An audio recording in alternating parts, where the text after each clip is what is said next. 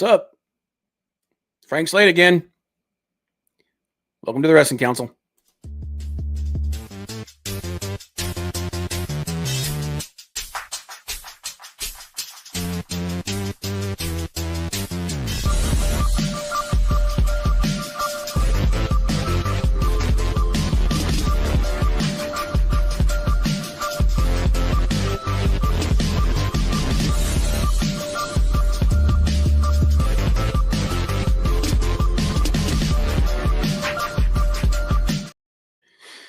Welcome to the Wrestling Council. I'm your host, Come Up with Bob. Joined as always by my good friend Hollywood Frank, who will be here shortly.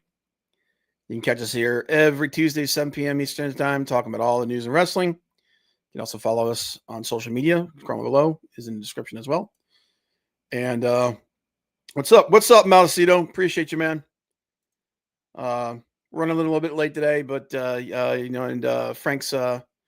Frank got stuck at work again. Life interrupts, but we'll be good. We'll be cool. We'll just sit here and we'll hang out. And then when he gets here, we'll go over our the results from AEW All Out and WWE Wrestlepalooza, as well as all the other news that's in wrestling today. So appreciate you, man. Malacito, what's up, bro? What's up? What's up? What's up? What's up? What's up? Hello. What's up? What's up?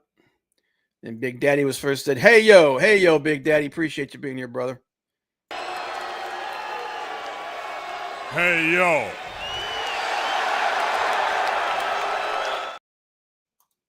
Original Learning Tree. Big Daddy making a lot of moves over the last couple of weeks. Leg kick. Appreciate you being here, brother. So a lot of news and a lot of stuff happening this week in wrestling. Some of it good, some of it bad. It is what it is. But a lot to go over. A lot to go over. A lot of shows, a lot of things happened. Different injuries, different stories coming out here. Did you guys? So what did you guys watch this week? Like I said, there was a ton of the last couple of weeks. There's been a ton of stuff. I managed to finally watch both All Out and Wrestlepalooza. Wrestlepalooza was easier for me than All Out. I did not. I got to see highlights of MJF's match in CMLL. I did not get to see the whole thing. I'm still trying to find that. What I saw of it was freaking awesome, and everything that I've read about and everything, it was MJF is having a year, man. That dude is one of my favorite things to talk about, favorite wrestlers to watch. When he's on. So big deal though. I think he's getting ready to leave and do another movie too as well. I think he's doing is he doing a horror movie or is he doing another comedy? I can't remember. But big moves for MJF, and good for him. But and then there was some not so good stuff going on, of course, in wrestling and the world. Like I said, guys, take care of yourselves. Watch out. Take care of each other. Protect yourselves.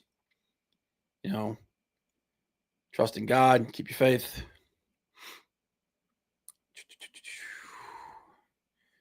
And don't be like Mal and drive like a lunatic on your way home. We want you guys to be here to hang out with us. So what did you guys do? Did you guys all watch All Out and Wrestlepalooza? And if you did, what matches do you think were really, what did you think? I know there's a lot of controversy going on. I know that the relationship between WWE and ESPN has already hit a little bit of a snag with a lot of people coming at them. I do no such thing. Yeah, just watch out. Just make sure you don't get distracted by a squirrel, man. because with ESPN's internal reporting, yeah, okay, maybe a little, yeah, just a smidge. ESPN's internal reporting apparently didn't care for Wrestlepalooza, and there's a lot of people that are talking about it, and I thought the show was okay overall. I mean, it was pretty much exactly what I thought it was going to be. And as far as the criticisms of it, I mean, could it have been a better show? Absolutely. And if considering how big of a deal it was, you would have thought that would have made it a little bit of a better show. But I don't think it was bad. Just wasn't, all that in a bag of chips. Conversely, AEW's All Out. A lot of really great matches, a lot of really good wrestling. Freaking long. Oh my God. It was long. And yes, I know I sound like an old man because I am. And I mean, if we're talking about getting the more bang for your buck, okay. But yeah, 6.5 hours is a long time to be sitting and watching wrestling. But what about you, Mal? Leg kick, Big Daddy. What did you guys think? What did you guys watch? What was on your agenda? I know Big Daddy was doing a lot with Paradise Alley Wrestling this week, which is cool. Mario Mancini, Mr. Paul Roma, he of the Four Horsemen, just getting ahead of everybody making fun of me about that. But yeah, so what are some of the big stories coming out?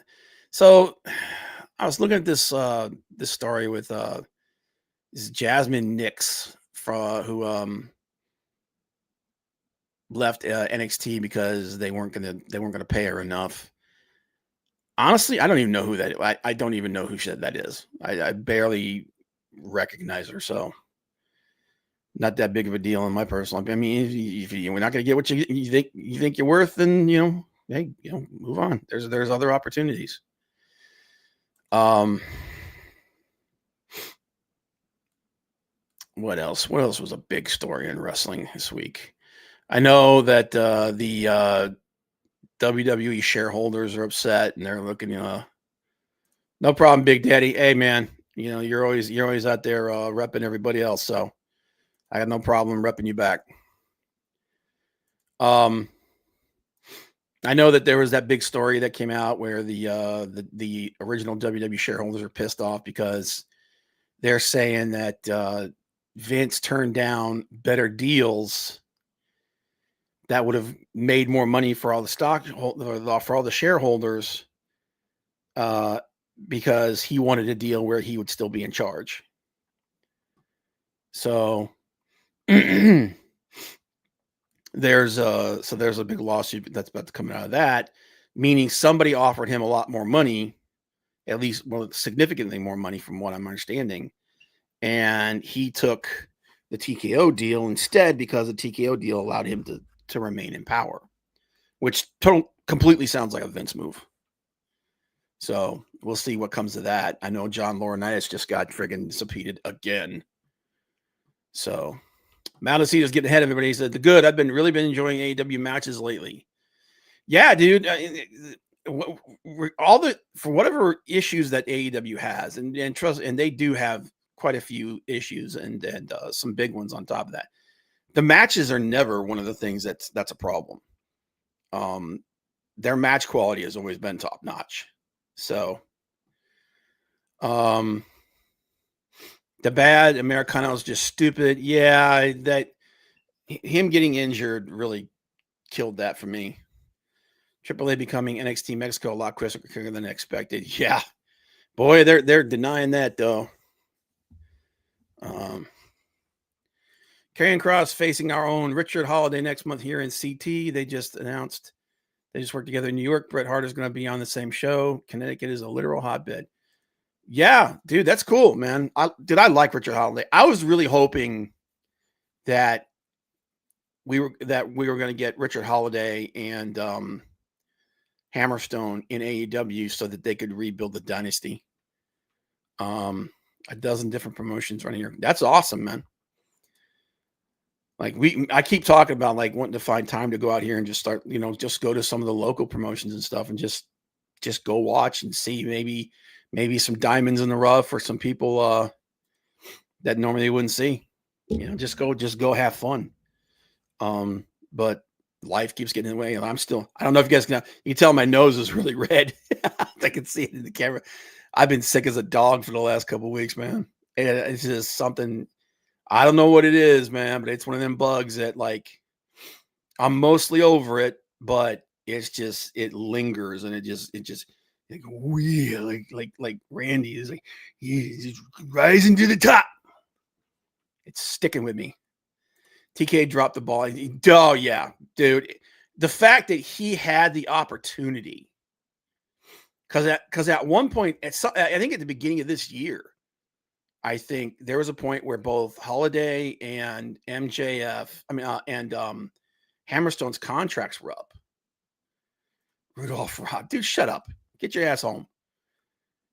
Stay away from that cane. Yeah. Now this ain't a nose candy. This ain't a nose candy nose, man. This is sniffles and Kleenex nose, man. But yeah, dude, like the fact that he had the opportunity to pull the trigger on those guys and he didn't do it, it's a huge miss. Be Rudolph's understudy. Well, if I keep rubbing it, it's probably gonna end up start glowing like that. But oh my god. But let me see here. I'm just looking at trying to see other big news that's coming out. I know Tanahashi announced Hiroshi Tanahashi announced this, gave an update on his final match. It's only which is less than now that I think it's October, November, December. It's just a little over 3 months now. January 4th is Wrestle Kingdom. He did confirm that his last match is going to be a one-on-one bout. He still hasn't confirmed who it is yet. And I honestly don't know who I would, if it were me, just thinking about who Tanahashi is and everything.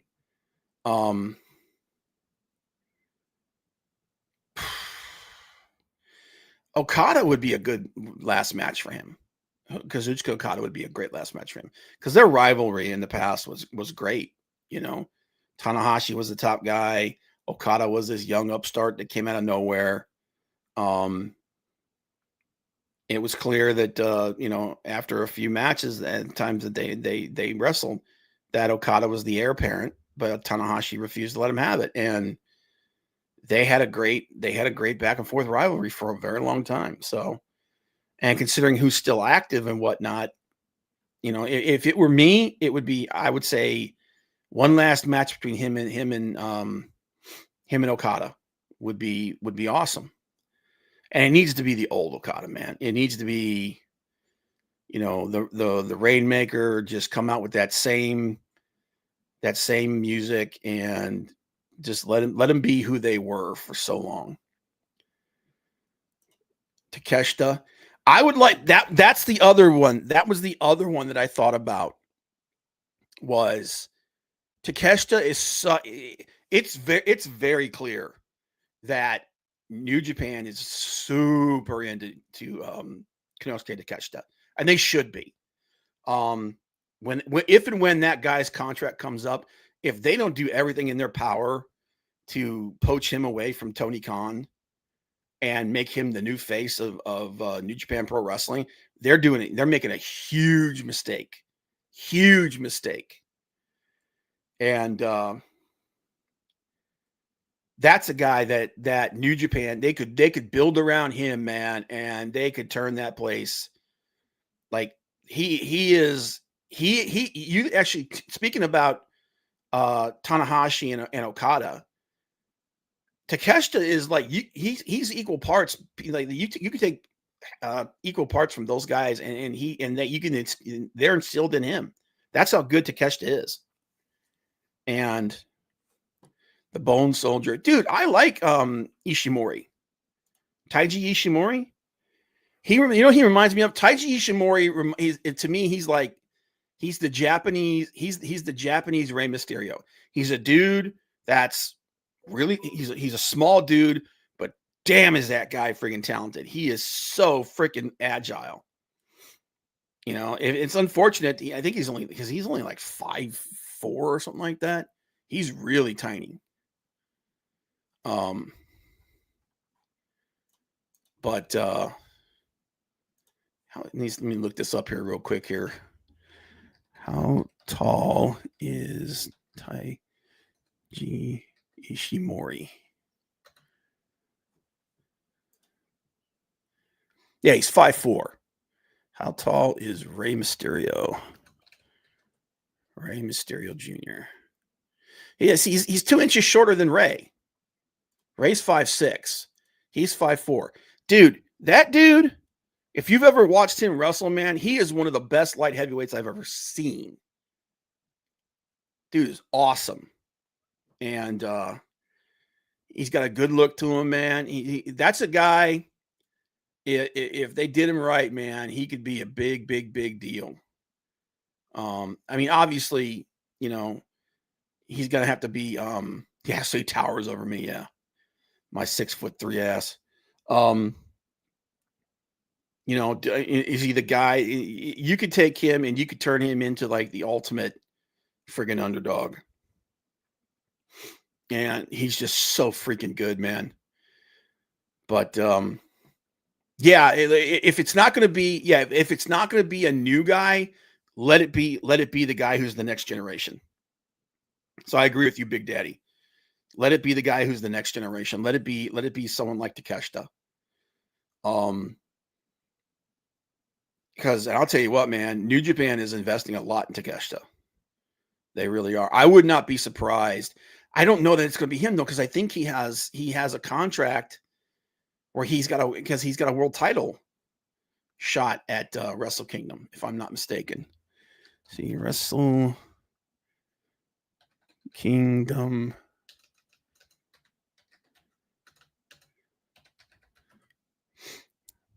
$2026 card.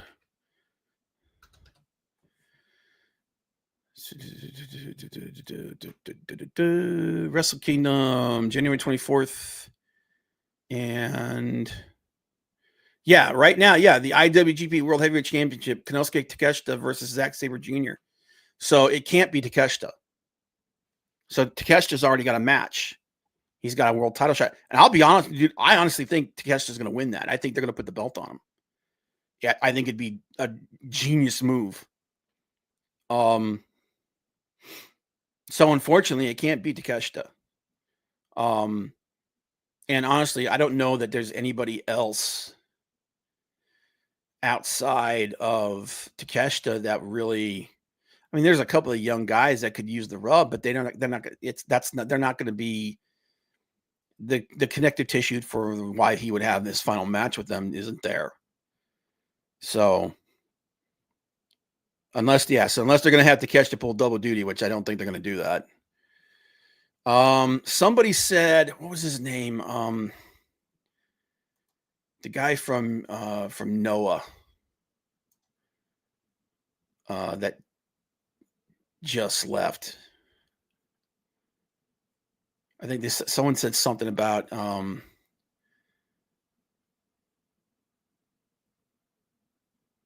someone said something about him. Let me see here.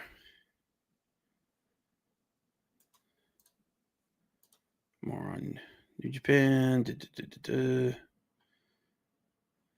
I gotta find. I can't remember who it was that just left. Isn't Tiger Mask 4 also wrapping it up as well? There's a couple of guys that are wrapping it up. My understanding. Let's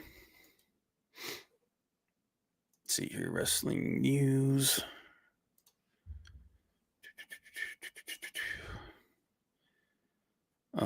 Bandito to defend our RH title in Death Before Dishonor. That'll be a cool match, but dude, Tony Khan needs to figure out something to do with Ring of Honor, man. I don't know why he hasn't gone to a company like Tubi or something like that and tried to get some kind of a deal going with them, because I know that they were super, super interested in getting some kind of original content. Yeah. Go Shiozaki. He's former 5-time GHC heavyweight champion in Noah. He announced that he's leaving. GHC heavyweight champion Go Shiozaki has officially expired. His contract will not be renewed as the day the contract is expired. So yeah, so he could literally show up somewhere tomorrow. So someone was saying they think that he's going to be the guy. I don't know about it, whether or not I think that's true. He's not that old. He's about 43. He's in his 40s. So, but he'd probably be a good. I mean, it'd probably be a good match if that's the case, but I doubt it. But Tiger Mask 4 is Tiger Mask 4. Let's look that up. Is Tiger Mask 4 retiring?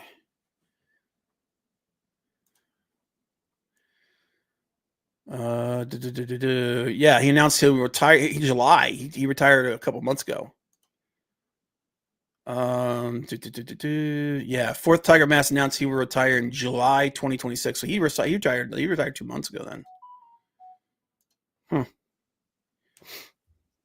That's one that kind of slipped under my radar. But let me turn my phone off here. There we go.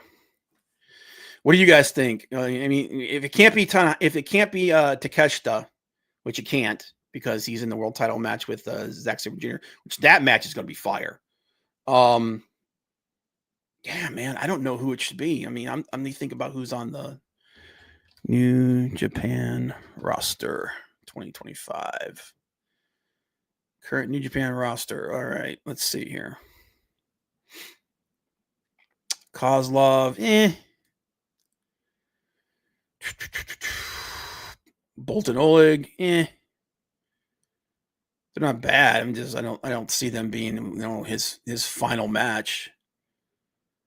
You know what? Knowing the way they're working, man, it'll probably end up being something like Evil, which would be terrible. Ugh. But or Goto, which, I mean, Goto's a great wrestler, man, but he's getting up there too. Yeah, I can't think of anybody really that's got that same kind of stroke,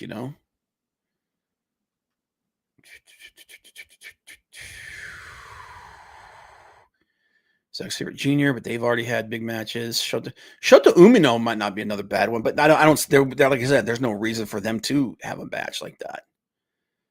Shota Umino is another guy that I really feel like they kind of they really need to start pushing him heavy. He's a really talented guy, dude. Yeah, like outside of Zack Sabre Jr. and Takeshita, they don't really have. I mean, Yota Tsuji is another young guy that's really starting to, pick up some steam. But yeah,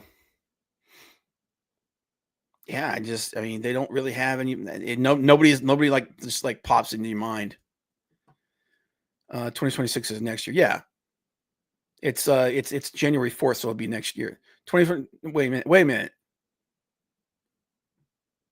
Did he say no? Wait, did Tiger Mask say he was retiring next year? Hang on. Tiger Mask for retirement date. Oh, he did. Yeah, you're right. So 2026. Okay. Oh, there you go. I was wrong. Thanks for correcting me on that, man. Is Naito hurt right now? Naito's gone, man. Naito left New Japan. He's out. Naito,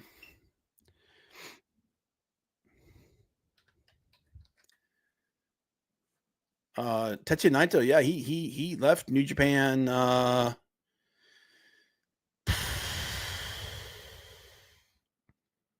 God, when did he leave?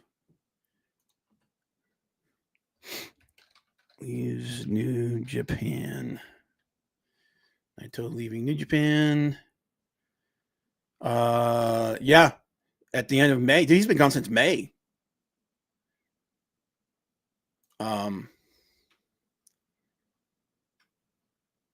And he hasn't really done anything as far as wrestling's concerned since then. So he's gone. Yeah, that was a big shock too. That was another thing. People were like, "Oh my god." He's had some health problems in the past though. So we'll see, but yeah. I don't know. I can't really think of somebody. It'll more than likely end up being somebody in either New Japan or AEW.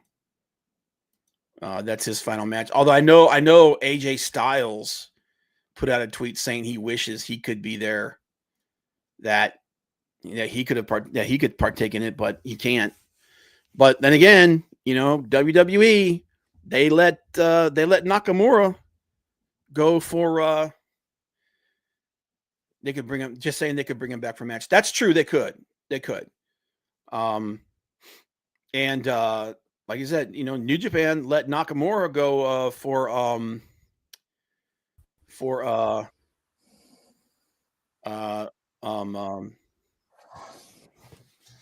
Eiji Muto's retirement. What's up, my brother?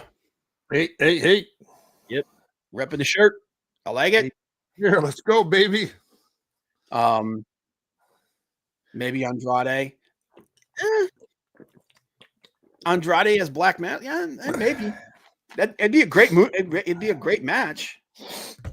I mean, he'd be one of those guys that could really pull a good match, even though it's clear that Takeshita, he's got some serious.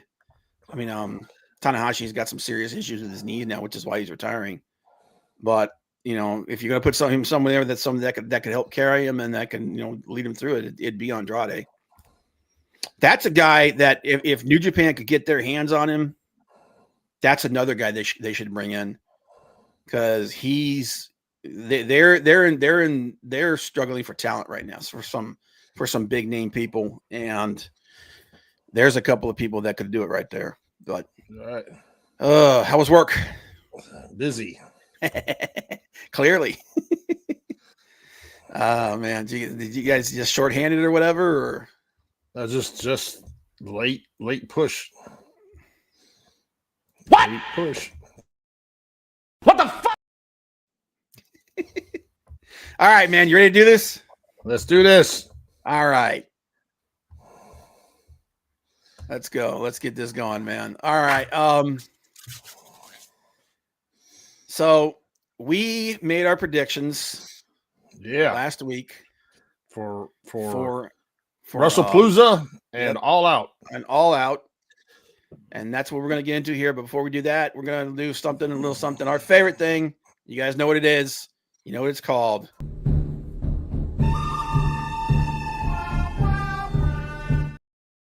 The good, the bad, and the ugly. I am starting it off this week, and I'm going to start off with the good. MJF, Maxwell Jacob Friedman. He's better than you, and you know it. And this dude has had a hell of a couple weeks, man. Hell yeah. Getting married. He got married. He just got, he finished the movie. He's getting ready to go and do another one. I prayed Adam Sadler in the process. Had 2 banger matches almost within like 48 hours of each other. Obviously, he had his match in CMLL with Mystico. Everybody that I've seen some highlights of it. I'm still trying to find it. Everybody is raving about that match. They're talking about how that it was a classic heel versus face match in the absolute best way possible. And they said that, and from what I saw, because I saw some excerpts of it, the dude was it was awesome. It was freaking awesome, and brought the house down. And then the dude jumps on a freaking plane and he flies in for All Out, and he has another fantastic match with Mark Briscoe. Obviously, a very different kind of match, brutal match, bloody match. I mean, it's Mark Briscoe.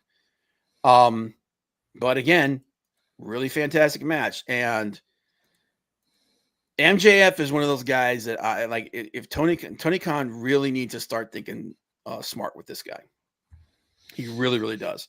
He is 100% one of the absolute best things about AEW. He is absolutely 100% one of the best heels in the business. And I've said it before, and I say it again, and I'll say it again. It is not a matter of if we're going to see him in WWE. It is a matter of when. So big things coming for MJF. And the bigger and better he does, the bigger and better AEW does. So Tony Khan should back him. His play should be to back him in everything he does. So that's my good. My bad. And I guarantee we're going to talk about this some more. The finish to the women's main event on SmackDown. Oh my God. You want to talk about a train wreck? First of all, the match wasn't all that great to begin with, which is really odd because this match is a repeat for them. They've done this match multiple times on house shows because somebody actually put up video of them doing this exact same match at house shows,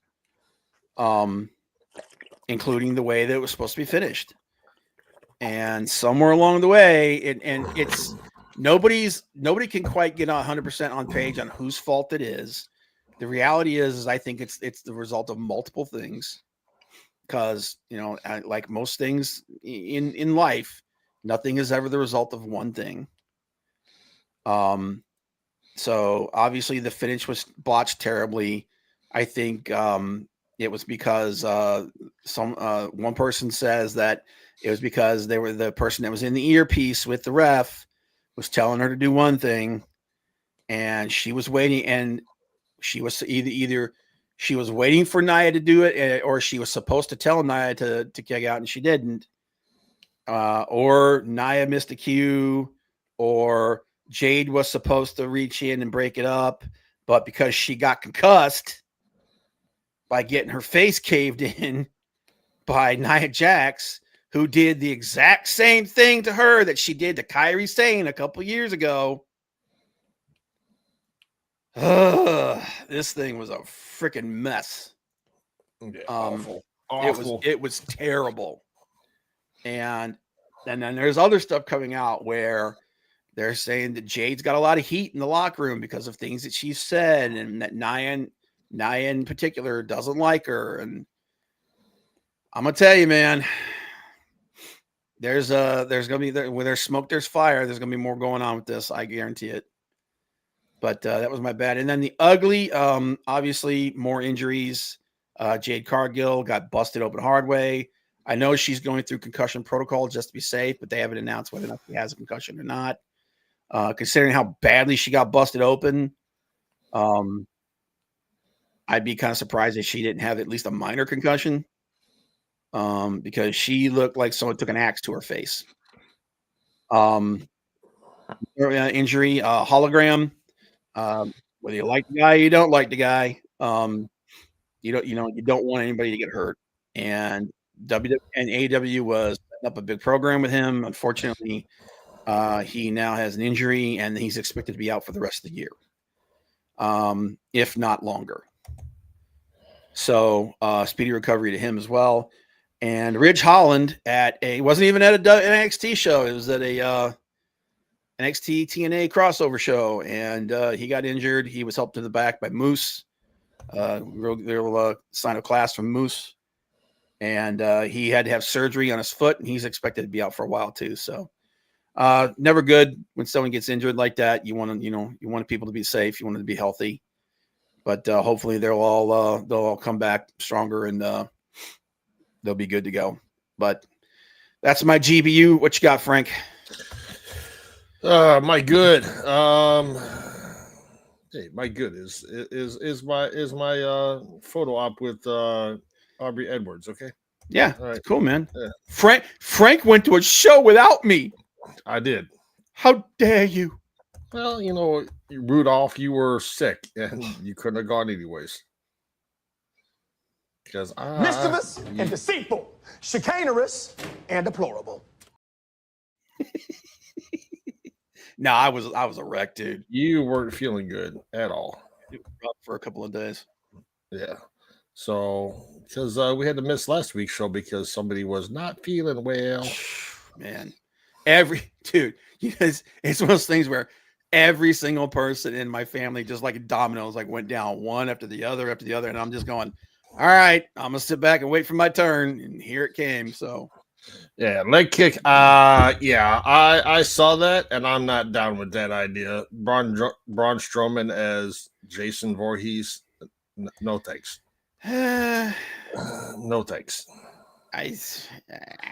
No, that's a hard no for me. As long as he shaves the beard and cuts the hair.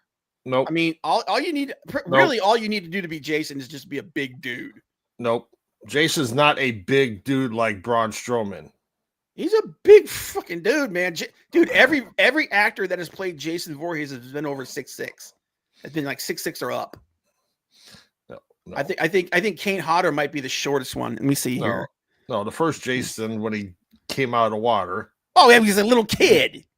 It doesn't matter. That's the first Jason. Oh, okay. Lord. You want some spindly little friggin' kid to? No. Yeah. Like kid, Braun Strowman is big and dumb, but okay. No, actually, my nerd's gonna come out. My inner nerd's coming out here. Actually, right. Jason is not dumb. He's ignorant. He's not dumb. He's gifted. He's my good is some positive coming out of AEW. Mm-hmm. The Tony Khan spending the money for the Blade with his surgery. Did Tony Khan have to do that? No, but I mean, for everybody digging into Tony Khan and putting him down for this and that and whatever, six and one half does the other, to pay for that surgery for Blade,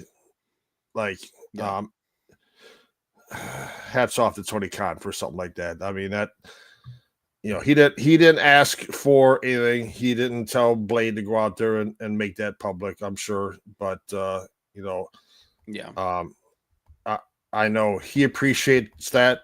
And it shows the guys in the back that, hey, you know what, Tony Khan, for all the crap he gets sometimes, the guy does care about the people that work for him. So Tony Khan's a decent guy. My only issue with him, my issue with him comes down more to his lack of leadership at times when it's needed. But as far as him being a decent person, man, he's always shown that he's been a pretty stand-up guy. So so kudos for him for that. My bad. You talked about it with the women's match on SmackDown. Man, that's gonna be a lot of people bad this week, man. I think another bad is the beat down that John, Wrestlepalooza. I'm sorry. you have to get ESPN now to be able to watch it. That's $30 a month. When you could watch it on either, well, usually on Peacock, which is $10 a month, or Netflix. But Wrestlepalooza, I'm sorry, wasn't that good. It wasn't bad. It just wasn't anywhere near as good as you would think a show that's going to be that important would be. Yeah. But yeah, I was not impressed with Wrestlepalooza. John Cena beat down like, what is it, 6 F5s he took from Lesnar. Yeah, it was at least 5 of them. I mean, I know Cena wants to put guys over on his way out, which is fine. I don't have a problem with that. Mm-hmm. And that might not even be his last match. That might be his last match with Lesnar. Who knows? Because only wrestling till December 13th or whatever. Yeah, I think Monday night, Saturday night's main event. Yeah, I think he's got like 6 more appearances, and that's it. Yeah, and speaking of Saturday night's main event, it's being moved because they're first going to do it in Boston, near where Cena's from. Now it's going to be in DC, and part of the reason is because DC was willing to fork over the site fees that WWE wanted, and Meltzer reports that WWE asked for a site fee similar to what New Jersey paid to host the first ever 2-night SummerSlam, which was $7 million. Woo! That's a chunk of change. So for on one top show, for one Saturday night's main event, they want probably, I'm going to say, between $5 and $6 million. And Saturday night's main event isn't even like a major show. No, it's one night. That's a lot of cheddar, baby. And the tickets go on sale. Let me read this. The tickets go on sale October 17th, which is in 18 days at 10 a.m. via Ticketmaster. And fans can also buy an exclusive pre-sale via the special via the service starting October 15th. So what kind of cost is that going to be to go see Cena's final match in DC? That's just going to be so damn expensive. John, like, because TKO wants to raise prices to a crazy amount. So it's just because WrestleMania next year, ringside seats are $9,000. Yeah, I know. For one seat, 9,000. That's insane. That is, and I don't think that's. I could be wrong. Was that for both days, or was that $9,000 per day? It's per day. It's per day. I know that for a fact. Which is crazy. That's basically $9,000. Yeah, you can be forking down close to $20,000 for both days of WrestleMania. Yep. And it's like, what the hell? And actually, I think it's actually more than that. I think it was like $9,800. The cheapest seat is over $1,000. Yep. And they said they want to, and they actually said they want to push them higher. Yeah. They actually want the ticket prices to go up. They said they want the ticket prices to become comparable to ticket prices for UFC. And Shapiro does not like a full stadium. He's mad when they sell out. Which is oh my God. Yeah, because he wants tickets. He wants them to be able to comp tickets for like celebrities and shit. Yeah. Which is like, well, then here's what you do: you grab like 100 tickets or whatever that you're going to hold back, and then you offer them to celebrities. That's how you take care of that problem. being angry that you're selling out your shows is stupid. And it shows you how dumb this dude is. Yeah. When it comes to like how this is supposed to work. But yeah, like the whole greed angle. That's TKO. That's 1,000% TKO. I know Triple H is getting a lot of shit for it. And that's, when you're the boss, when you're the head, when you're the guy that's there to be the front man for the company, that's what happens. Yep. You get the gravy and you get the grief. Yeah. And my ugly is just bouncing off what you said with the injuries. You missed a couple. Piper Niven, who she's possibly she'd be gone for good. She could possibly never wrestle again. Yeah, that's depending on how bad his surgery is. And Buddy Matthews confirmed he's out for the rest of the year with AEW. Did he actually confirm that? I was reading an article yesterday that he's going to be out for the rest of the year. So he's saying he's done for the year. Done for the year. Done for the rest of 2025. Oh man, that sucks too, man. That's a dude who's like in the prime of his life, and he's such a great performer too. Yeah, but the Jade Cargill, I mean, yeah, she just got busted up really hard way on those steel steps, and yeah. Well, and I was arguing with somebody. Well, I wasn't arguing with it. They said something, and I was like, "Dude, you're an idiot," and I explained why. If you look at what happened, she did the exact, and I said this was like when she came back, I was like, as long as she works safe and everything, she's fine, and to be fair, she has been a lot better since she came back. She hasn't put anybody on the shelf. But if you look at the way she threw Jade into those steps, it's exactly the way she threw Kyrie into those steps. She grabbed her, she put her hand on her back, and right at the end, she pushed her. And that's all it took. And you could see when Jade loses her footing and she's torpedoed straight face first into the steps. And I'm like, as soon as it happened, I went, well, there it is again. And if you go back 2 years ago, well, was it a year and a half or 2 years ago? It was 2 years ago. You go back to the end of 2023, beginning of 2024, I think is when it happened. And you look at the way she threw Kyrie into those steps, and it's the exact same thing. And here's the thing.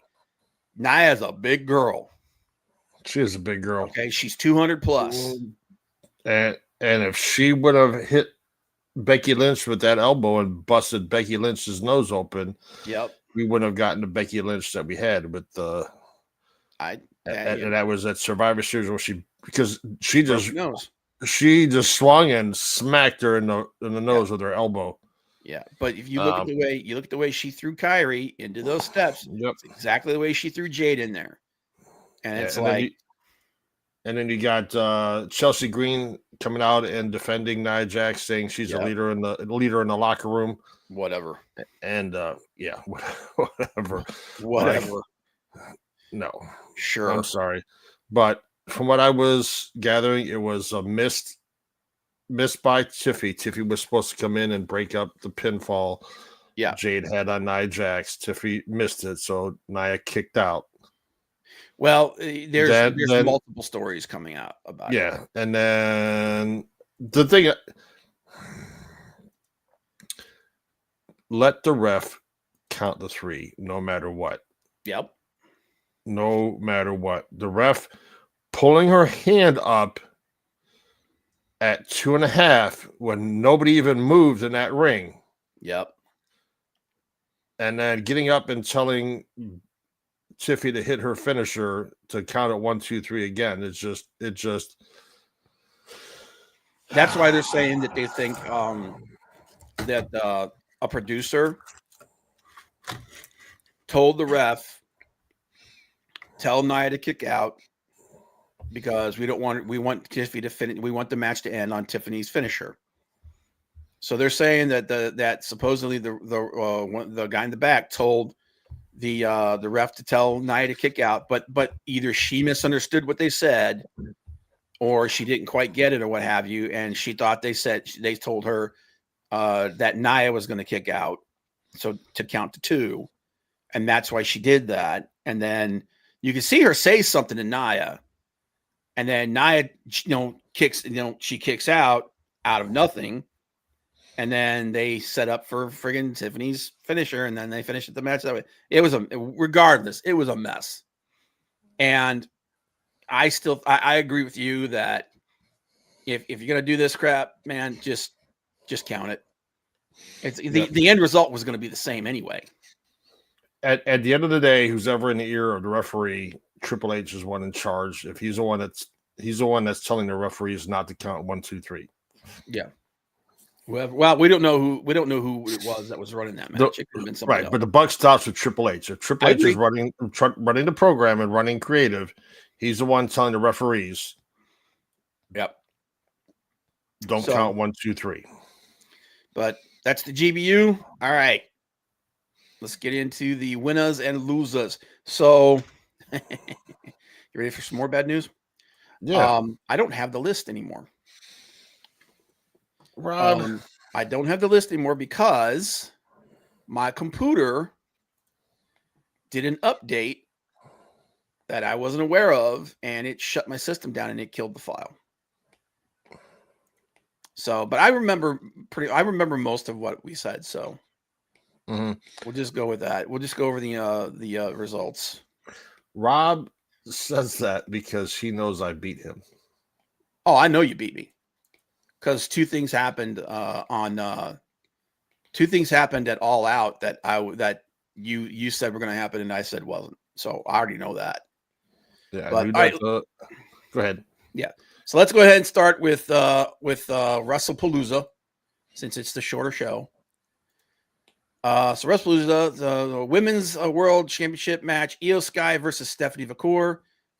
This was correct. We both got this one right. And it was 100% the right call. Yep. They put the belt on Stephanie Vacour, and now they need to push her properly. And because really, like Io getting the belt back so quickly would just not have made sense. And obviously, they were using the situation with Asuka and her to set that story up. Which, by the way, the version of Asuka that we're getting right now is great. I'm digging it. It's awesome. But yeah, Stephanie Vacour, they put the Women's World Championship on her. Hopefully they book her strong, let her work. And this was probably the best match as far as in-ring wrestling is concerned. This was probably the best match of the night, if we're being completely honest. Yeah, I can see that. This was as far as in-ring work was concerned, this was the best match of the night. The Usos versus Braun Breaker and Bronson Reed. Right call on this.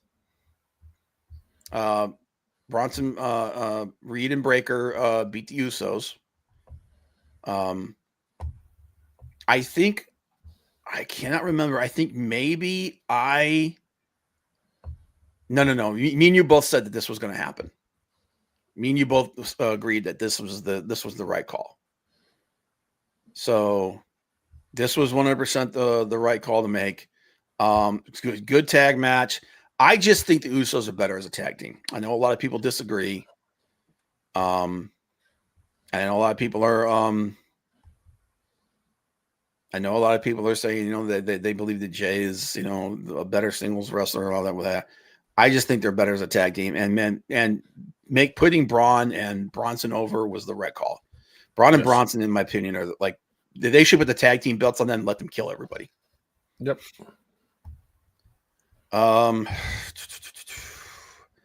Next match, John Cena versus Brock Lesnar. This thing lasted what? 7 minutes. Yeah, like 7, and that was part of that was the entrance.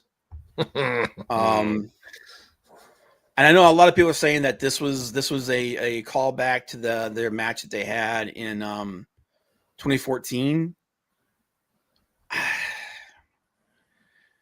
I don't know that this was a good idea. Because here's the thing: if they were setting it up that him and Braun, that him and Brock. Brock, that Brock is going to be his final opponent. Okay. Use the remaining appearances to set this feud up between the two of them. Have it play out, and then have their final match. And have it. They're saying that this is it. They're saying this one time with Braun with Brock is it. That's it. They used one of John Cena's final appearances to reestablish Brock Lesnar as this unstoppable force. Yep. And it's like, you could have done that with damn near anybody. I completely disagree with this. This match wasn't a match. It was a slaughter. It was completely one-sided, and it was a complete waste of one of Cena's last appearances, in my opinion. What do you think? I agree. 100%.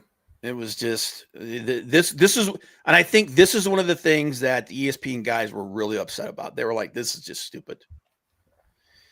But like I said, if they were setting up Brock versus Cena for his final match, and then the last of his few appearances were going to be the two of them fighting each other, fine, okay, legend versus legend, let's go. But that's not the plan, and it's like, whatever, dude. And like you said, I know Cena wants to put people over on the way out. This was not. Brock Lesnar didn't need to be put over. Brock Lesnar is already over. He's been over from day one. Yep. So,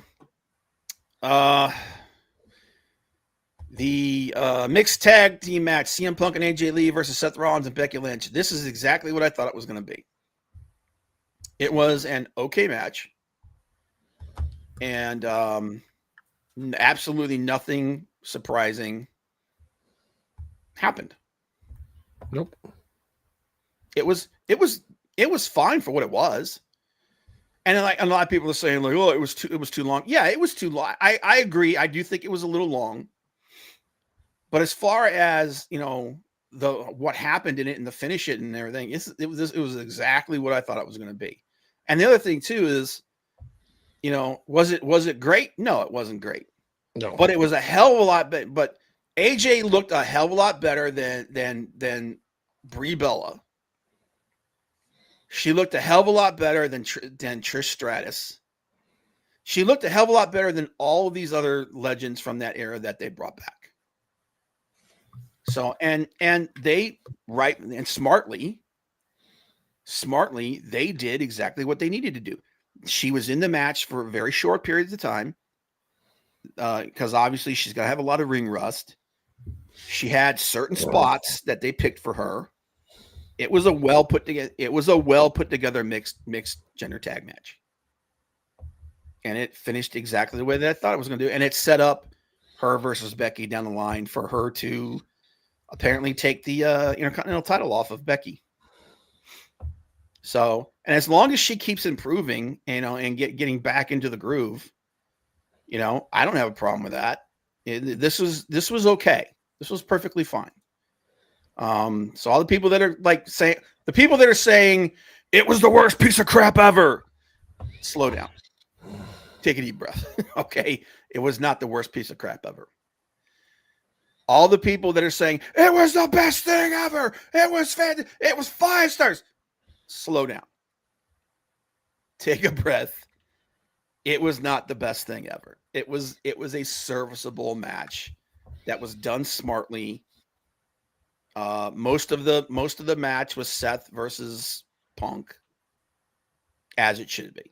So, all the people that are freaking out, calm down. It is what it is.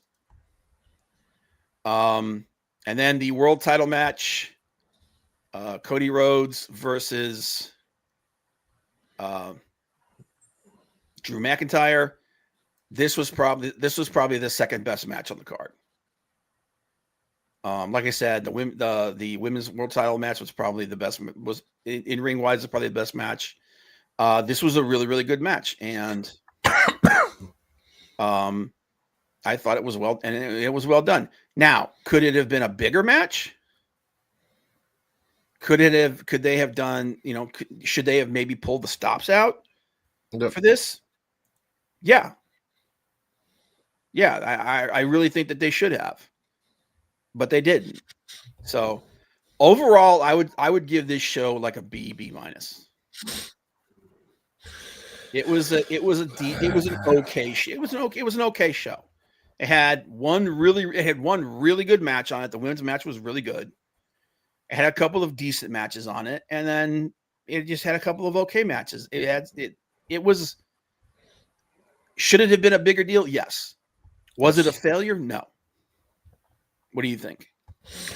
I'm going with ESPN. Like they ranked it and they gave it a C. I'm going to give it a C. I can see that. I don't think it was that good of a show overall. I think there was hits and misses on both sides. Mm-hmm. But yeah, AJ Lee, a lot better than some of the other women who've come back. Oh yeah, have done. So happy to see that. Obviously knew what the outcome was gonna be with that because there's no way they're gonna let AJ Lee lose her first match back. Right. Just like there's no way they're gonna let Drew McIntyre take the title off of Cody Rhodes. I'm sorry. Nope. People think, nope. I was a little surprised at the beatdown that Cena got and that they're not going further. I mean, I know they're trying to make Lesnar beast, but we need to move on from Brock Lesnar. You have a beast in Braun Breaker and Bronson Reed. We don't need Braun Strowman. I'm sorry, we don't need Brock Lesnar anymore. Yeah. Use the younger guys that you have. Jacob Fatu. Yep. Another one. You don't need Brock Lesnar. I'm sorry. And as far as the Edge is concerned, leg kick, he's not really leaving. He's going to film. He got cast in. Did he get cast in Highlander? I believe so. I think he was cast in Highlander, and he's also going to film the next season of the Percy Jackson show. Oh, that's what it was, Percy Jackson. Yeah, I think he's doing. I don't know about Highlander. I know he was in Percy Jackson. Adam Copeland, Highlander. I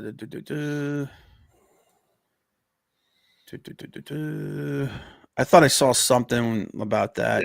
Yeah, but Edge isn't going back to WWE. No. There's no need for that. No, if he goes back, he'll go back if he feels like it to do like a legend thing or something like that. But he's not going back to be in the ring. No.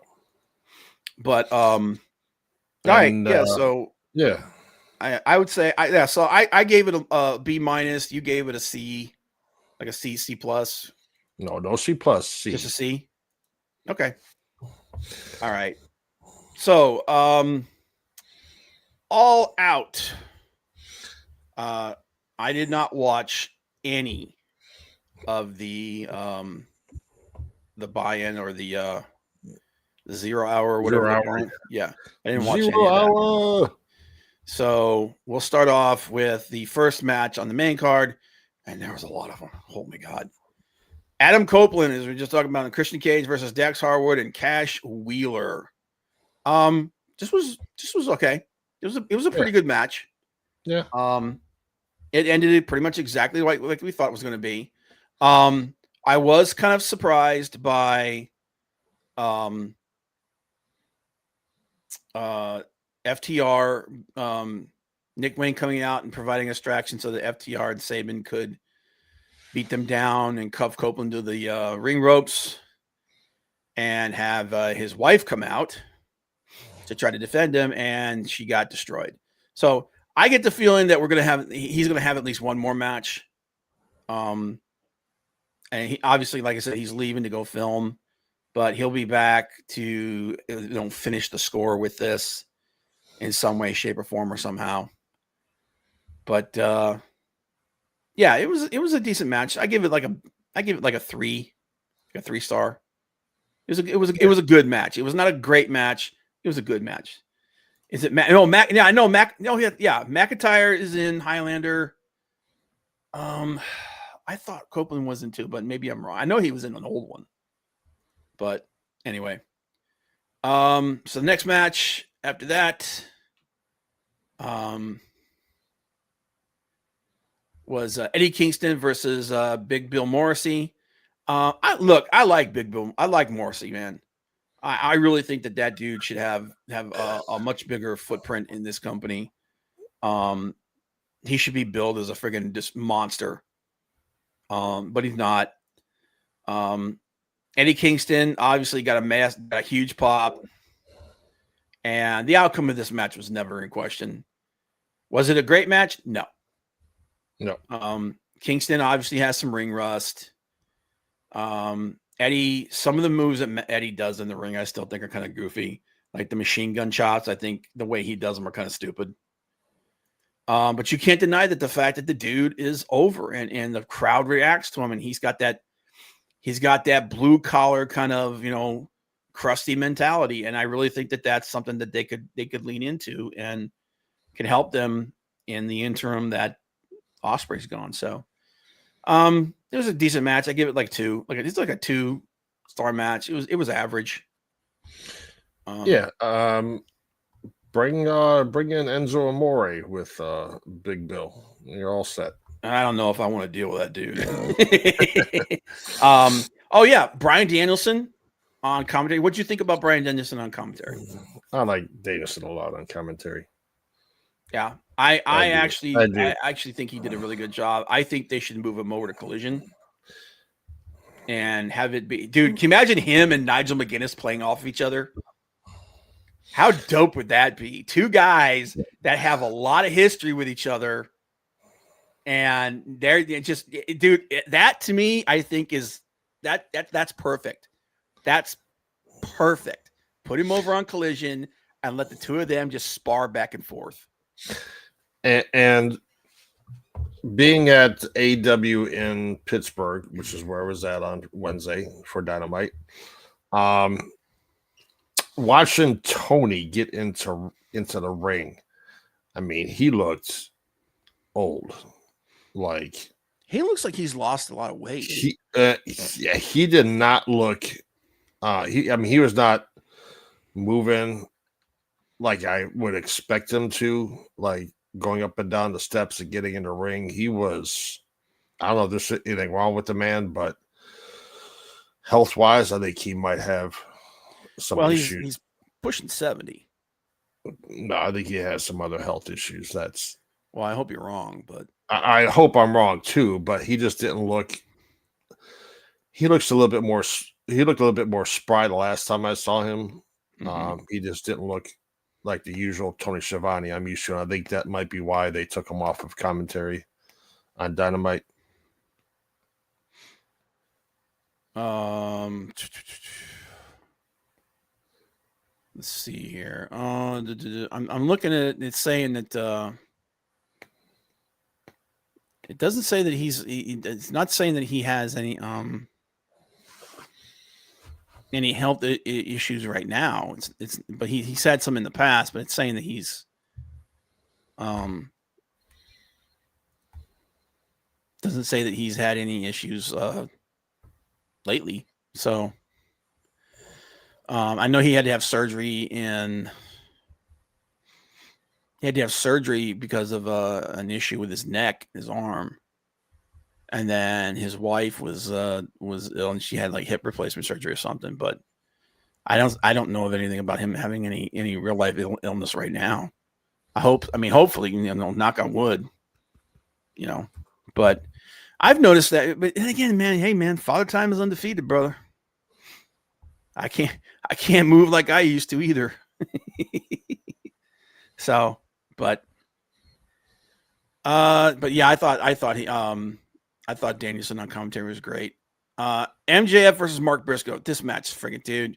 I'm not a real big death match like this kind of match. This kind of match isn't my thing. Tables and tacks. But dude, MJF sold his friggin' ass off in this friggin' match. Yeah, and I think we both expected MJF to win. Yeah, this is one. Well, actually, I think this is one of the ones where I said, I think this might be the one of the ones where I said I thought Briscoe was going to win. So I actually think this is one of the ones that I got right.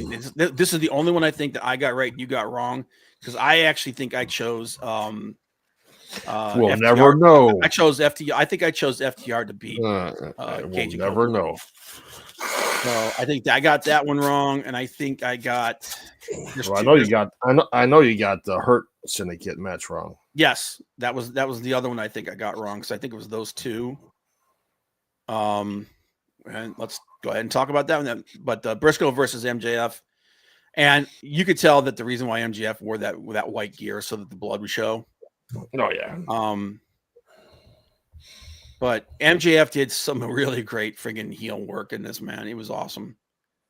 And when he was going around putting the tables away, like they pulled out tables out, and he starts putting the tables away. Dude, that was friggin'. That's just classic heel stuff, man. Yep. But yeah, I thought it was a fun match. I would rather it be a pure wrestling match, but it was a good match. It was a great character work, and I'm glad that Briscoe won. And I think that they need to really start pushing him to help fill that slot. What was it? So the Hurt Syndicate versus the Demand. I don't know about that name, dude. Yeah, I'm not all sold on that either. I'm not real on that name. Gates of Agony. I love Gates of Agony. I think they're a great tag team, and I want Tony Khan to push them more. I'm glad that they're hooked up with Ricochet and they're getting more TV time in AEW. This was a good match too. This was a good, solid, competitive match. Oh yeah. It's nice to see some 6-man tag team action that's good. And it'd be nice if they started doing matches like this for the trios titles. This is the level of matches that they need to have to put some relevancy on those titles. And I give props to the friggin' Hurt Syndicate for putting these guys over. Putting over the Demand. They're definitely killing that stigma that everyone said that they just didn't want to lose. Because they've lost, 2 major matches since they lost the tag titles. They lost this match here. They're saying that this is also being done to set up them bringing in their 4th man, bringing in Cedric Alexander, which I ain't got a problem with that. I like Cedric Alexander is he's one of those guys that was so much better in the ring than than he was getting credit for, and then obviously them putting stupid gimmicks on and stuff in WWE. But if that's the case, then bring it on. But what did you think about this match? I think the right team won because, like I said, I picked the Demand. The Demand to win. Yeah, I totally had Hurt Syndicate on this. So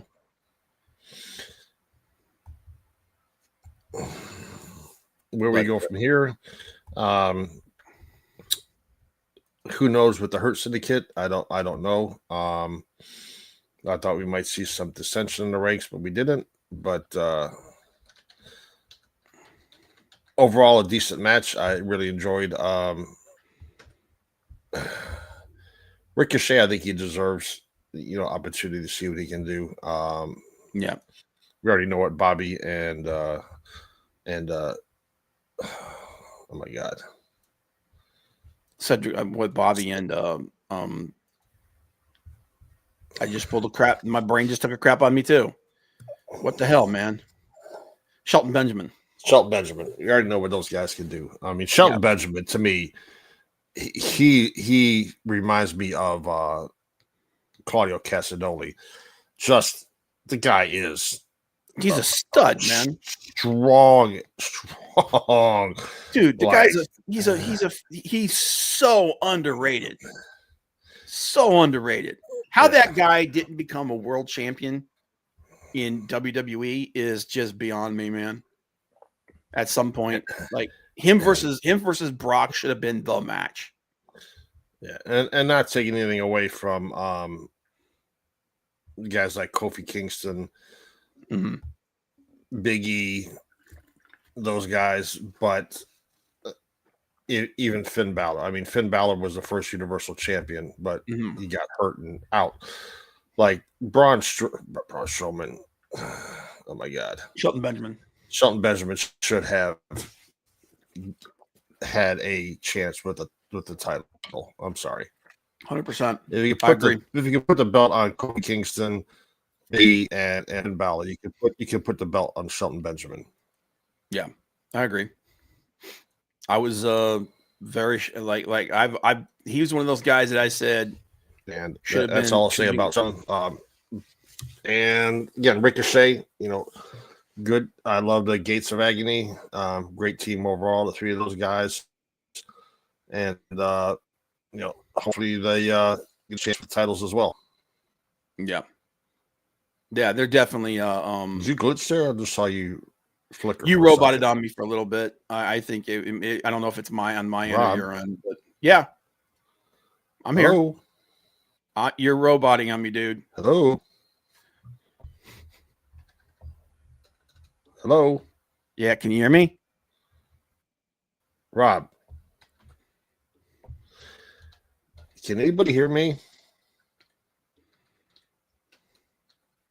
I can hear you. Hang on. Can anyone hear me?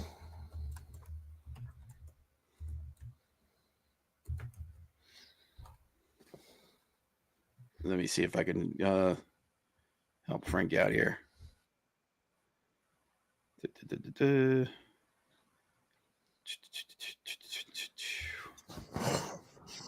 you hear me now? I hear you. Can you hear me? Yes. You were roboting for a minute there, dude. See, you were roboting on me, so I'm not sure if it was you or if it was me. I'm pretty sure that one was on your end because there's an indicator here when I have a bad connection, and I didn't have a bad connection. Okay, well, my fault. Yeah, and then in the chat there, yeah, no, it's good. But yeah, no, I agree with you 100% on Shelton Benjamin. He should have been a world champion at least once. But all right, so next match after that, Mercedes Moné versus Riho. This is okay. It was okay. It was not great.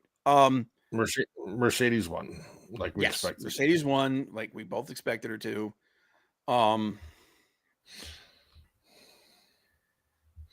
Riho trying to do Riho doing fast moves like the 619 things like that. She's small enough that she can make those moves look good. Okay. She's got no business at all trying to do power moves like where she was trying to slam Mercedes Moné knee into the mat. She's too small. She's too small.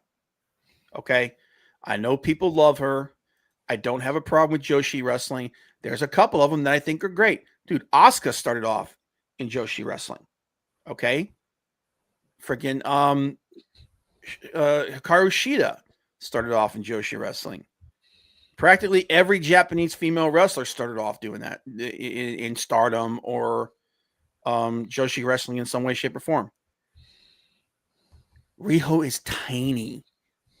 Yep. She's tiny. She looks like a child. Okay. I get that she's popular. She don't do it for me, man. As far as her ability and as far as in the ring is concerned. So, as far as I'm concerned, this match was about as good as it could possibly be with her. She's not big enough to be a threat.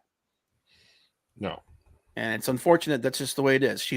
If you want to do her as the scrappy underdog, great. I would not put another belt on her at all if it were me. But that's me. What do you think? I agree. I mean, I'm not a big Riho fan.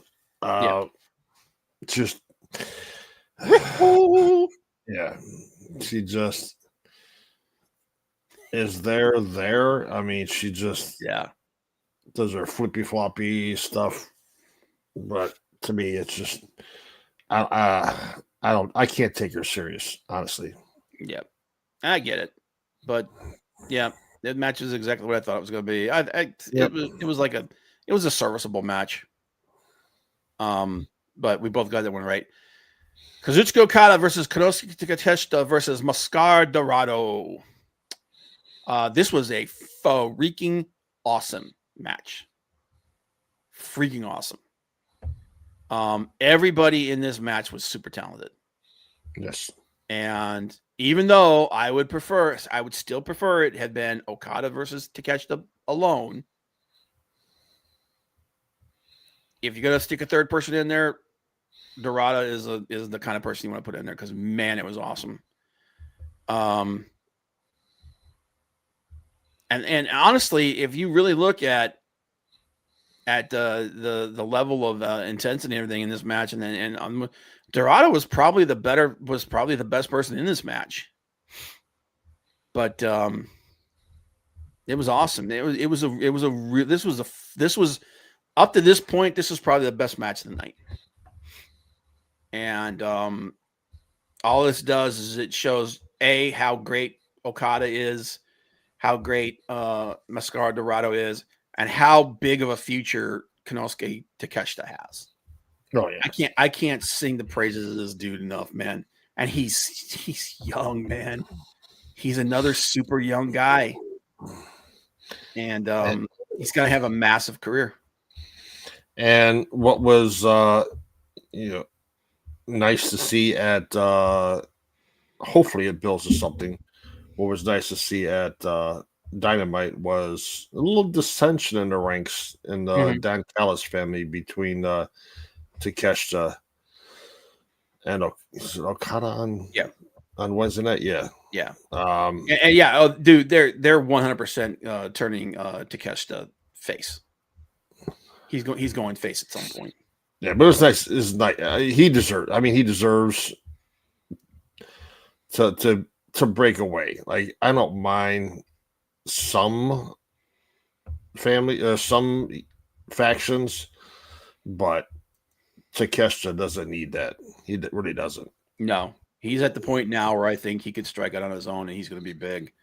And I'll tell you what, like I said, man, if New Japan has half a brain, the minute they'll do the same thing with AEW that AEW did with them when it came to Ospreay. They'll ask for permission to speak to him about him jumping ship. Because that dude that's the guy you can build the future around. Yep. But yeah, Okada won this match, retained, and this was the best match of the night up to this point. Yep. John Moxley versus Darby Allin. This match was exactly what we thought it was going to be. It was largely a plunder match. The casket things. There was a lot of crazy stunts in this. This is the other one that I got wrong. Yeah, I thought Darby Allin was going to win this because I thought he was going to get his win back. No, Moxley won this, man. With a return from Pac. Pac shows back up. A lot of people are saying that they think Pac looks like he looks like he lost size and everything. I think he looks awesome. And I like the fact he cut his hair. I thought the long stringy hair was gross. Okay. He looks like a proper badass now. Yeah, now oh my God. From the Death Riders. What about him? Which one? Daniel Garcia? No, not Garcia. With a Yuta? Yeah, he's got the long ass hair now. Dude, he looks like a freaking Sharpay. Got the moppy hair. Good Lord, dude. It's somebody you know what? He needs to be in a hair match and someone needs to shave that dude's head. Yeah, just watching him on Wednesday night. And he looks stupid. His moppy head. I'm like, what the heck is that, dude? He looks stupid. He flat out looks stupid. Yeah, this was a hardcore match like we fully expected. It's this guy's wheelhouse. They both like the blood and do spotty stuff and crazy crap, man. That's what it's all about, doing crazy crap with these guys. That's match made for both of them. Yep. This was a good match, though. It was a good match. Tony Storm versus Thekla versus Jamie Hayter versus Chris Statlander. Oh my freaking God. We both got this one wrong. We both got this one wrong. This was a good match. It was not a great match. It was a good match. It would have been a better match if it had just been Tony Storm versus Chris Statlander, or Tony versus Thekla, or Tony versus Jamie Hayter. I will always contend that a 1-on-1 match is always going to be better than a 3-on-3 or 4-on-4. Yes. I'll die on that hill. That being said, for what this was, it was a good match, and it did a good job of putting over everybody that was in it. Yep. The match came out of nowhere. That shocked the crap out of me, man. Yeah. The biggest moments in this match, I thought, dude, that lariat, dude, the fucking clothesline that Hayter hit on Statlander, dude, it looked like she took her freaking head off. So that's how you do a clothesline, man. That's like a good old fashioned Stan Hansen, whooping your ass freaking clothesline lariat, man. I thought it was kind of funny that the Thekla tried to do her spider pose thing, and then Tony Storm just walked up and started stomping on her like a bitch. But yeah, this was, and you know what? I don't really have a problem with this, because losing this match does not hurt Tony Storm. No. It does not hurt Tony Storm, and it elevates Chris Statlander. And it's exactly what you need to do. You need to start elevating some people in this women's division that could come in here and start challenging for these belts. And I think this was a good move. This is a good move, because Tony Storm is so over right now, man. She doesn't need the title. She doesn't need the belt. So she's Tony Storm, damn it. Yep. She's the best friggin' character in professional wrestling. Yes. The next match, I am so split on this match, because on one hand, the in-ring action was awesome. But once again, this is another one of those matches where I'm like, man, if it had just been one-on-one, one team versus one team, it would have been great. Brodito versus the Young Bucks versus Jet Speed versus the Don Callis family. What the frickin' hell?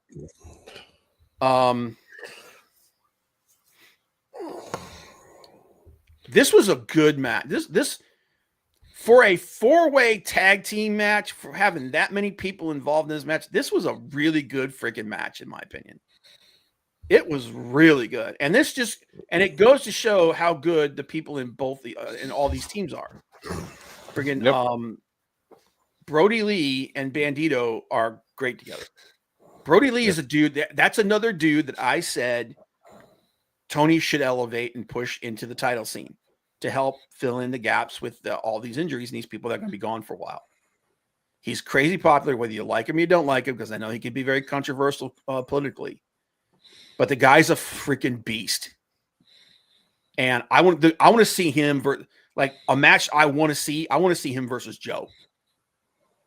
I want to see Brody Lee versus Brody King versus Samoa Joe. Give me that match now. I want it. Young Bucks, whether you love them or you hate them, they are a very good tag team. Jet Speed, high flyers, good wrestlers. And then for the Don Callis family, it was what's his name? My brain just took a crap on me. Takeshita. No, it wasn't Takeshita. It was Archer and oh yeah, and God, why is he's one of my favorite wrestlers, and my brain just took a dump on me. Josh Alexander. Dude's awesome. Love the guy. Josh, that's another guy that should be pushed into the lower mid-card title scenes, Josh Alexander. You got the like this is the thing. This thing drives me crazy about Tony Khan. You've got the talent, put them in place. Stop trying to push the same fucking people. You've got the talent to build this up. This match was a lot better than this match was way better than it deserved, than it had any business being. I still think it would have been better if it was just one team versus one team. Yep. Give me Brodito versus any one of these teams, and it would have been great. But this was one of the 3 best matches of the night, which is hard for me to say because I'm looking at this whole thing and I'm like, damn it, I wanted it to just give me friggin' one team versus one team. Come on. But I'll take my hat off to it. They did a great job. It was good. It was very good. Yeah. Brody King is a freaking monster. When he held the ladder, when he was holding the ladder with Bandito on it, and Mike Bailey hit a moonsault, that was cool shit. When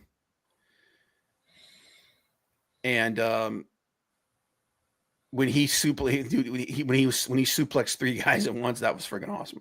So it's a dumb spot. It was fun. And I think this is another one that we both got right. Yeah. Adam Page, but then we come to the main event, and God damn, this match was awesome. What? Oh, God. You got the return of Jurassic Express. You forgot about them. Yeah, here's the thing. Jungle Boy comes out, and then you got the vignette on the screen, and here comes no longer Kill Switch, Luchasaurus again. I'm 100% cool. I like the fact that Luchasaurus is back. I think that the fact that they're a tag team again is great. If they go back to the Jungle Boy gimmick, I'm going to lose my shit. And my understanding is that's not going to happen. I think he was talking about it. I think Jack Perry was talking about it, and I'm like, please, God, don't let that happen. Oh, my God. If that happens, I'm going to vomit. But as it is, welcome back. I hope you guys do, still click as a tag team. I want the tag team division revitalized. Let's go. Yeah. I'm glad Kill Switch, Luchasaurus, whatever you want to call him. Yeah. Healthy. He was in a lot of trouble. He could have died. He was in bad shape. Yeah. He was in really bad shape. And he came back and he looks good. He looks strong. Yeah. So much love to that guy. I hope he does well. Yeah. Moving on to Adam Hangman final match Page. tonight. My God. This has been a long night. Adam Page versus Kyle Fletcher. Dude, this friggin' match whooped a lot Mountain Lion's ass. This match was awesome. Kyle Fletcher is a friggin' star in the making. Definitely. This was 100% the right move to go, the right move to make. Putting him in this main event was the right move. Building this young guy up is the right move.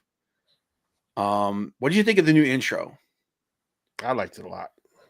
I thought it was good. I thought it was okay. I like the fact he's doing his own voiceover. I thought that was cool. Some people said they were turned off by the fact that they turned the lights down in the arena. I thought it actually helped the match. Yeah. I also liked the fact that Fletcher was using Ospreay's moves because they're foreshadowing what's going to happen they're foreshadowing the feud that's gonna happen with him and Ospreay when Ospreay comes back next year. Yeah, which they should. It's gonna be a while. Yeah, exactly, as they should. It's gonna be a while. Obviously, Ospreay, if he comes back next year, it's gonna be at the end of the year. But I love the callback to the fact that they have a feud and they have history together. And then, but also with Paige pulling out one of Swerve Strickland's moves. That's another callback, and I like that. Like this match had a lot of psychology in it. But just as far as the match was concerned, man, dude, that brain buster that Fletcher did that put Paige through the timekeeper's table. That was a freaking brutal move. There was so much back and forth. The pace was awesome. They slowed it down when they needed to. They sped it up to get the crowd excited. Adam Page is the perfect person to put in this match with Kyle Fletcher because he's got enough knowledge that he could direct them in this. Kyle Fletcher is a freaking star in the making. He is where MJF was a couple of years ago, in my opinion. And you push this dude, man, and right there, you've got 4 or 5 guys that you can build your company around. And this dude is going to, I guarantee you, Triple H is looking at this kid and salivating at the idea of being able to poach him in a couple of years. This kid he's awesome. Kyle Fletcher is a freaking star. And this match helped, even though he lost it, I said that like this was going to be the match that if they're going to pull a swerve on it was going to be this. I think me and you both picked Paige, but I said if I was going to book this match, I would actually have Kyle Fletcher win and have that dude be the Randy Orton of AEW, this young gun legend killer in AEW. That would be Kyle Fletcher if I was booking this, but awesome match, best match of the night. You had a bunch of decent matches, a bunch of good matches on this card, and then 3 freaking bangers. So if I had to pick which of these friggin' pay-per-views I thought was the best, it would probably be All Out. Oh, over Wrestlepalooza? Yeah. Over definitely. Wrestlepalooza. I think WWE. Here's the thing: WWE booking Wrestlepalooza against AEW, it didn't hurt them. I know some people are saying, "Oh man, this was really stupid." All it did was hurt WWE. It didn't hurt WWE. The WWE fans are going to watch the WWE show. The AEW fans are going to watch the AEW show. They're not going to jump ship from each other. Okay, AEW, as far as pay-per-view buys and everything, they did perfectly fine. Yep. There's no problem there. But as far as the quality of the show is concerned, 100%, I think AEW won this one. Oh yeah. And just judging from the way ESPN was acting, they weren't happy with what happened. They wanted a bigger show. And it'll be interesting to see going forward if the next show that's going to be on ESPN, I guarantee you they're probably going to pull all the stops out if they can. It'll be the next ESPN show is going to be a much bigger show. I can almost guarantee it. Yeah. Just judging from the way that they reacted to this, unless the TKO board continues to be dumbasses. They are, which they're going to, but as long as they get them ducats, that's all they care about. Yep. But okay, guys. So that's our recap, and Frank won this one 100%. I had two more losses. I had 2 more wrong than he had. And we both got that friggin' Tony Storm match wrong, though. That women's match. That was a complete shocker. But it was a shocker in a good way. Yeah. But anyway. Chris Statland deserves an opportunity to run with the title. Yeah. And for the love of God, quit flip-flopping her character. Okay? You're turning her into friggin' Big Show. She's changed sides like 3 times this year. Yeah. It's like, dude, knock it off. Let her be what everybody wants to be. They want her to be a baby face. Let her be a baby face. Okay. Yeah. But Let her do her thing. Gonna be good. Next week we will go over what's coming up for the pay-per-views in WWE. Because what's the next pay-per-view in WWE? Is it Crown Jewel? Yeah, down in Australia. Start time is 8 a.m. Oh my God. Yeah, I was like, I don't know about this one, man. 8 a.m. start time. And it is October 11th, so it's 2 weeks from now. Yeah. But oh my God. What's the match card so far? Pretty good. Rhea Ripley and Io Shirai versus Kairi Sane and Asuka is one of the matches I know of. I think it's last night. I think it's Cody Rhodes versus Seth Rollins. Seth Rollins, yeah. It's Cody versus Seth. Stephanie McCourt versus Tiffany Stratton. Yep. Which is champion versus champion, right? Yeah. Yeah, I think they're all champion versus champion, aren't they? Oh no, yeah. Those two are. It's it's Cody versus Seth. And I'll be honest with you, man. If you know, just real quick, if it was me, I'd have Seth win. Stephanie versus Tiffany. John Cena versus AJ Styles, which is a match that they said the fans created. Yeah, no, I think that was planned from the start, but I ain't mad at it. Give me that match. Hell yeah, give me that match. This is actually a farewell match for both of them because AJ said he's done it in less than a year. Yep. Io Sky and Rhea Ripley versus the Kabuki Warriors. Okay, it'll be good. Roman Reigns and CM Punk versus the Bronze. Obviously, I think Jimmy Uso is going to turn on his brother, what have you. Becky Lynch versus AJ Lee. AJ Lee's winning this. She's taking the IC. She's taking the IC title, 100%. But yeah, it'll be interesting to see.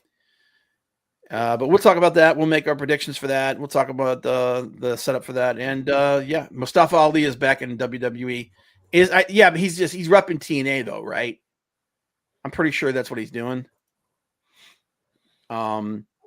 But yeah, that's another thing we need to talk about is that whole situation over there in NXT and TNA.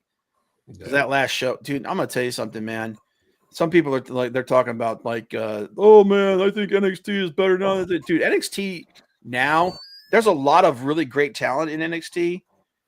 NXT today is nowhere near what it was when it was the black and gold era. I would too, rather see Io and Julia versus the Kabuki Warriors. Yep.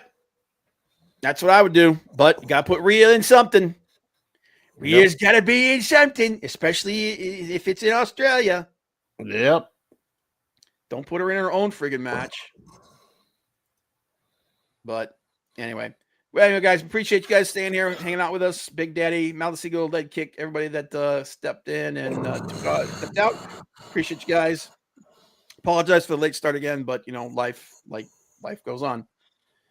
And we will see you guys next week. Have a good one. Bye.